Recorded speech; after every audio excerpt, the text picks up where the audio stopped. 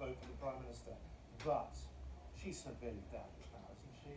Well, I think people were a bit surprised, probably none more so than in Downing Street, that it went over the 100 mark.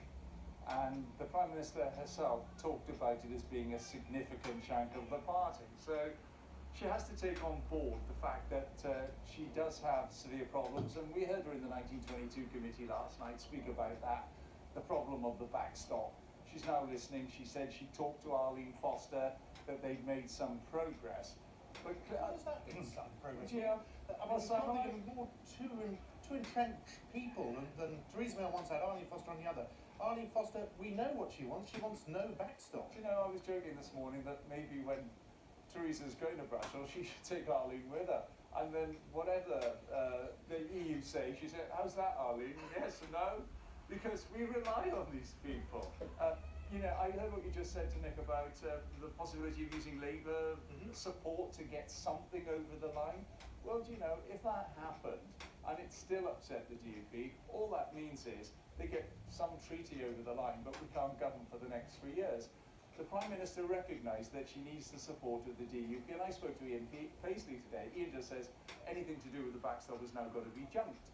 I think Arlene in a press statement said something like significant legal changes need to happen. And the Prime Minister herself yesterday said, it's not just warm words I'm bringing back from Brussels. And I mean, it may only be chocolates from Brussels that may be coming back, because she may not even get warm words.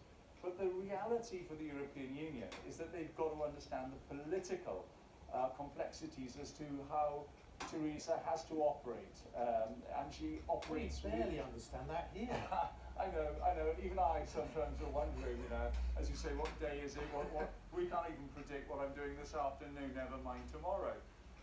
But the realities are that she needs the DUP, and she is trying to deliver for the 17.4 million. I mean, we must remember that. I also remember talking about significant votes of no confidence. A couple of years ago, Jeremy Corbyn had one against him. 174 of his own MPs said they had no confidence in him, only 40 did. So for John McDonnell to go around the TV studios this morning, it doesn't ring true. But what you're describing, and let's talk about the government, your party at the moment, because the focus is very much on what's happening in Brussels.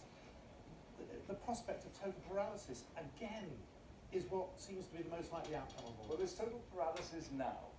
It is the Prime Minister saying, I've got to sort out the backstop problem, and it's got to be done legally, not just nice words in a political document, because that won't wash, absolutely not.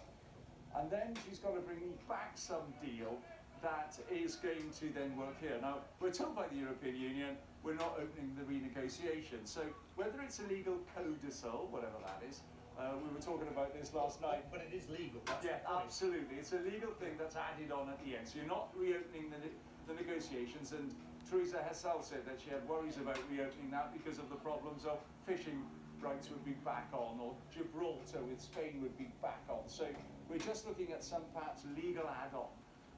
But if the European Union keep on saying no, and Theresa's got no room for manoeuvre, then there is paralysis. And as you said earlier on, the clock is ticking, so we're getting closer to March the 29th. And I've just seen a van passing here with one of those ads on the side that said, believe in Britain and have a managed Brexit, if you like. And that may be what we're facing now as to the 39... There's another van with another, which I won't read. I know. I've That's seen equally likely. Yes, the yellow one. Yeah. Oh, well, that's on the other side. But she's trying to deliver for the 17.4 million. And I think that is the important thing to do. But yes, there's not much room on manoeuvre. If both sides want... Theresa can't move. The EU don't want to move. Of course they could move on the Northern Ireland border issue. We all know they could move.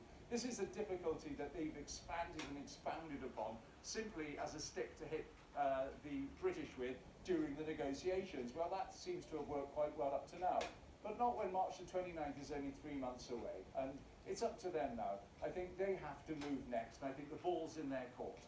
Nigel Evans, good to talk to you. Thank you very much. Thanks very much.